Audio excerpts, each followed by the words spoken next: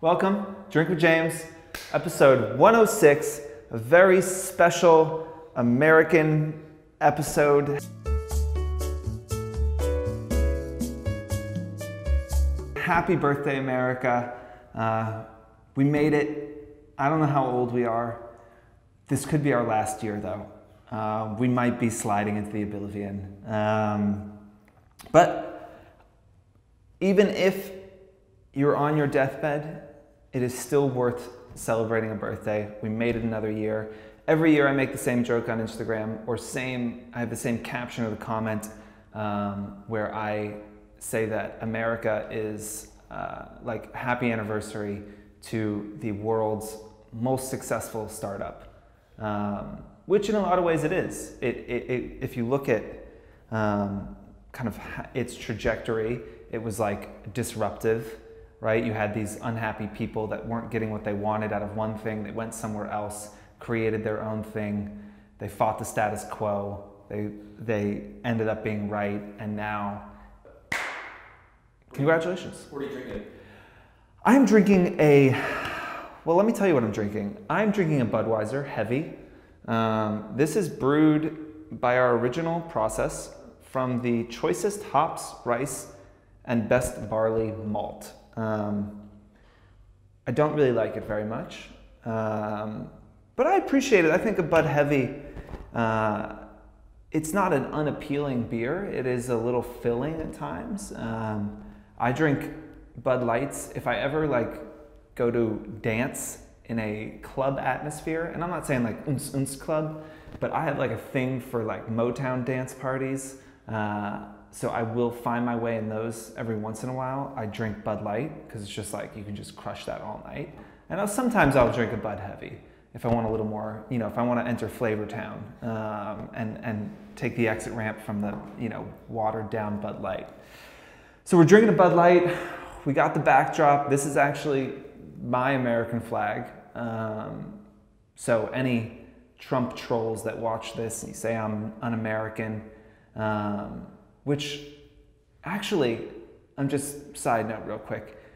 We run ads on Facebook with some video that we've done, and somebody commented, you can tell he's a liberal by his clothes and his hairstyle and his mustache. And I was like, I felt great. I felt great that there was like an angry Republican who looked at me and was like, look at that fucking liberal. So I felt great. I was like, what a compliment. Thank you so much, sir. I didn't say that because I tend to think that it is best not to engage with the trolls. So, questions?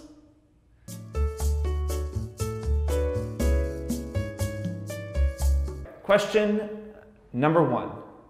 What are my thoughts on the lack of diversity in the Revolve influencers, not only skin color, but body diversity?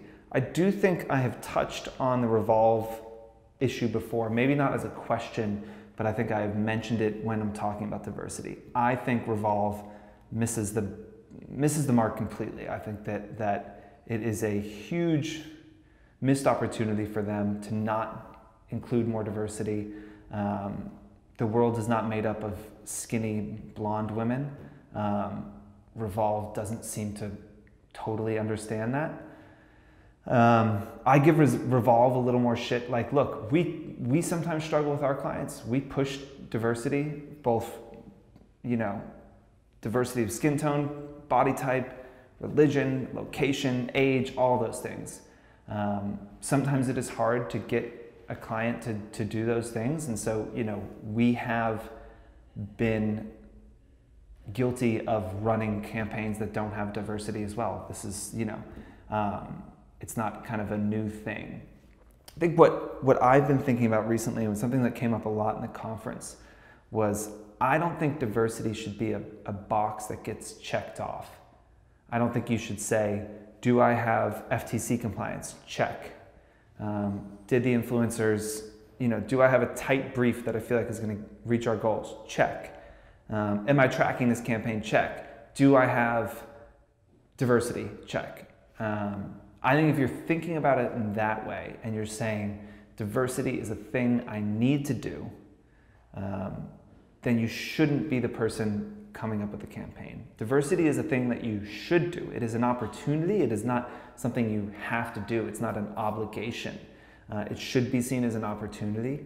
There are a lot of amazing communities out there that you will never reach if you just work with skinny white girls with blonde hair.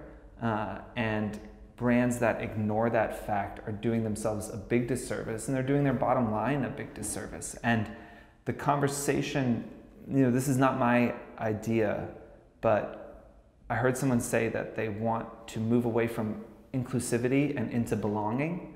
And I kind of like that terminology shift to say that we shouldn't talk about this as these people deserve a seat. We shouldn't talk about this like we need to give these people a seat at the table.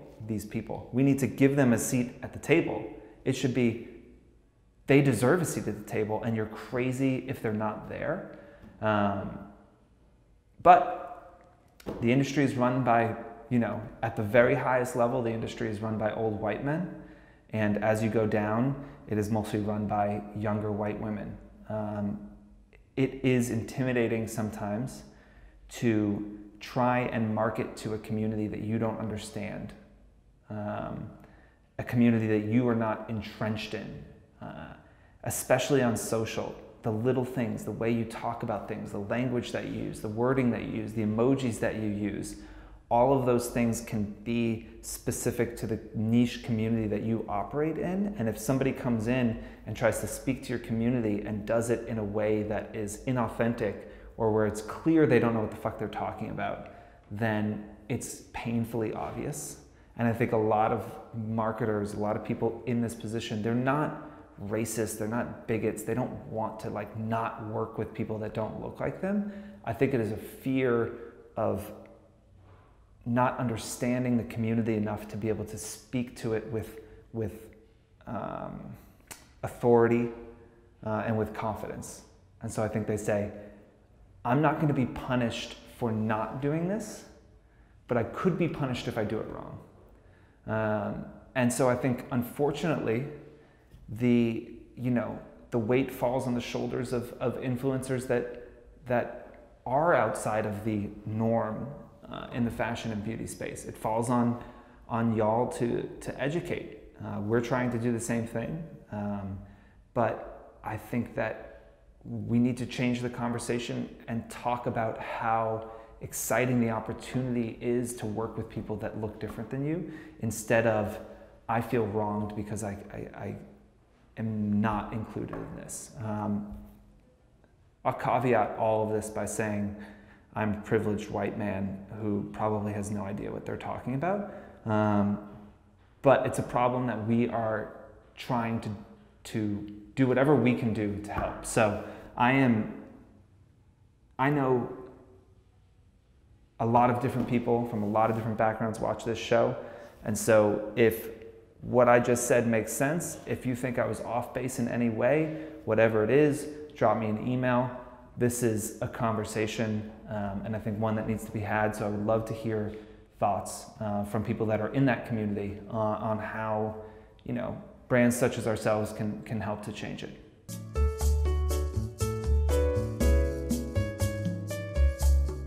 Question number 2 is, how do you take your feed from personal to a gifting or paid feed? So this is an interesting question. Let's say you just fall into having a following for some reason. What do you do then? For a lot of you, you started your Instagrams the sole reason of trying to become an influencer, trying to become a blogger, trying to give people advice, beauty tips, travel tips, cooking tips, parenting tips, whatever it is.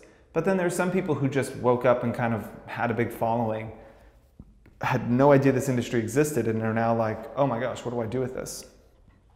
I think the first thing that you would notice from a personal feed versus a more professional feed is a lack of cohesion. A lot of, professional influencers that have a point of view, and they make sure that everything they do is seen through their specific lens, like a filter on Instagram, essentially, right? So everything they do is seen through that filter. So while you may have been to Greece on your own, you haven't seen Greece through the filter of this person. Look, this is what Anthony Bourdain was great at, right? A lot of you have potentially traveled to Japan or Vietnam or any other, New Orleans, any other country that Anthony Bourdain went to, but you didn't see it through his lens. Was so much different than everyone else's that you wanted to see what that place looked like from that person's point of view. Personal feeds often don't have that because it's much more just like, hey, this is what I'm doing, which probably means in a lot of ways you have a lot more engagement because it is personal. It's not about brands, it's about you. That would be the biggest shift. How do you take something that is about you, that was weird, like intonation. How do you take something that is about you and start to make it about you and the life you're living, you and the brands you work with, you and the places you travel, the restaurants you go to, and the things that you love and the music that you listen to. It's about not just you, but your viewpoint. That is a pretty big jump, especially if you don't have a viewpoint. And we talk about that all the time. You know, that was a big thing in the last episode. I think a big takeaway was you need to be interesting enough that people are talking about you. You need to have a viewpoint.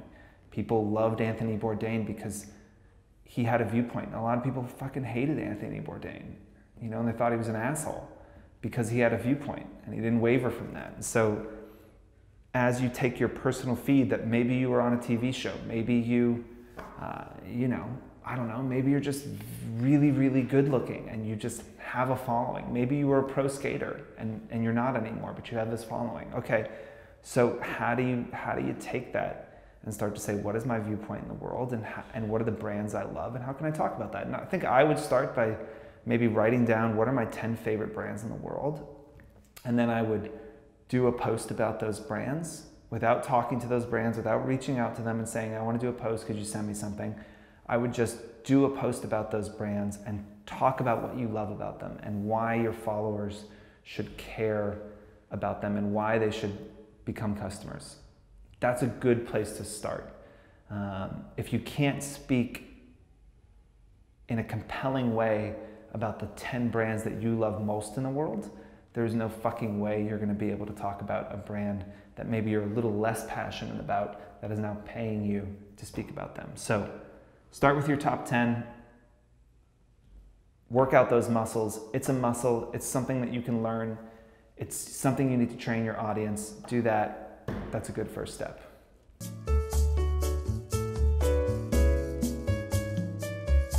Question number 3 is, what are my thoughts on affiliate marketing?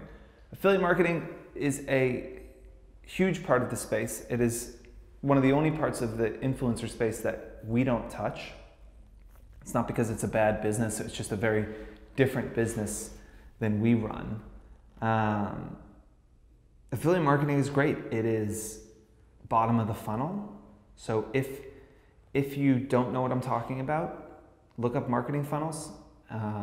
Think about where you are. Are you bottom of the funnel, top of the funnel? Top of the funnel are people that can pique people's interest in a brand.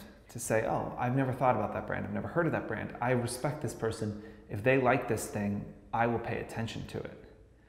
Bottom of the funnel is like a Facebook ad. It's a brand, you know, you're probably familiar with. You're already probably close to the point of purchase and somebody said, buy this now, it's on sale, I buy it.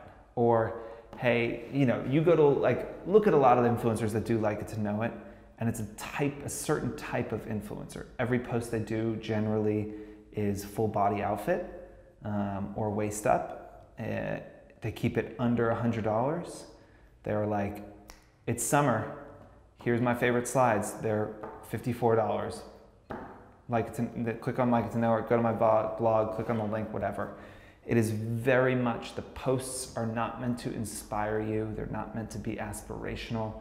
They're meant to get you to fucking click and buy. And so the products you need to work with are ones that people would be like, ooh, I need that, I'll click it and buy it.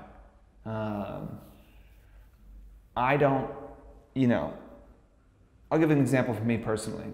I am wearing these loafers today. I wear them all the time. I talked about them on my Instagram once. I was like, hey, these loafers are 180 bucks. They're great. They get the job done. I bought 3 pairs. I love them. You should buy them. I got like 15 messages from dudes over the next month being like, what were those loafers you mentioned? I'm looking for loafers. Could you send me a link? It was the right kind of product. It was affordable. I talked about it in a way that was like, hey, you should buy this. Like, I'm not trying to sell you on the brand of Jack Irwin and say like, oh, it's such a cool startup. They're doing all this shit, because I don't think they're that cool. But they make a good pair of loafers. And there's no reason spending $500 on a pair of Ferragamos. I think these do the fucking job. So it's a different kind of product, and it's a different kind of influencer, and it's a different kind of message. And so you have to think about, am I going to be that top of the funnel, aspirational? Good example is like Taylor Lachey, right? Who is beautiful. She looks very French. She, you know, is not trying to get you to buy anything. If anything, she's trying to get you to buy like her lifestyle and her look, and just like buy into that. And so brands want to be associated with it because there's a lift that comes with that. Then you look at someone like Something Navy, who is very much like, she posts something, it sells. Her audience is there because they like her, because they respect her, and they're also shopping. And she likes the same things that they do, and she gives them suggestions on that. So, you know, if you are a more bottom of the funnel, more product-focused influencer, affiliate marketing is essential. You should definitely do it. If you are trying to be aspirational, if you're trying to create art, if you feel like you're more of the brand lift, brand awareness type influencers, don't do affiliate marketing. You don't have to. You're not gonna make any money on it because you're not gonna sell shit. It's really hard to get people to buy stuff just because you say buy it. So if you're making 5% on sales, okay, and you sell $1,000 worth of shit for a brand, you make what, 50 bucks? You make $50. Do you think your post is going to sell? Okay, so let's step back. We'll do that. I'll cut that out. But let's just do some quick math. Let's say you have 100,000 followers. You could get paid $1,000 a post. Okay, so let's say most affiliates get pay out 10%. I think that's generally maybe a little on the high end, but that's in the realm. So to make that $1,000, you would, at 10%, you would have to sell $10,000 worth of stuff. Is that correct? My math's right? So to make $1,000, you have to sell $10,000 of product. Do you think you could move $10,000 of product with one Instagram post or one blog post? There are people who can do that and do much more than that, but it is really, really, really hard. There's a lot of value in brand lift and brand awareness. But once you start putting yourself into the affiliate, the other thing is the brand's gonna be like, cool, did a post with you, you sold one thing. So I don't really see the value. So look at the funnel, figure out where you are. If you think you're a bottom of the funnel influencer, lean into the affiliate programs, check them out. There's a lot of different ones with a lot of different rates. It's not all just reward style. There's also, you know, people that pay per click. If you think you're more top of the funnel, you know, brand lift, brand awareness, stick to sponsored posts. Look, it's such a weird day because it's Tuesday, but it's kind of like Friday, but then it's like you're back at work on Thursday. But I hope you all have a great, or I guess you're watching this after, I hope you had a great 4th of July. I hope you saw some fireworks. I hope you held a Roman candle and drank a Budweiser and ate a hot dog and said, you know, said your thanks for, if you're living in America, for living in a country that was at least founded on values that are admirable and good and just, no matter how far we've strayed from that. So here's to the past.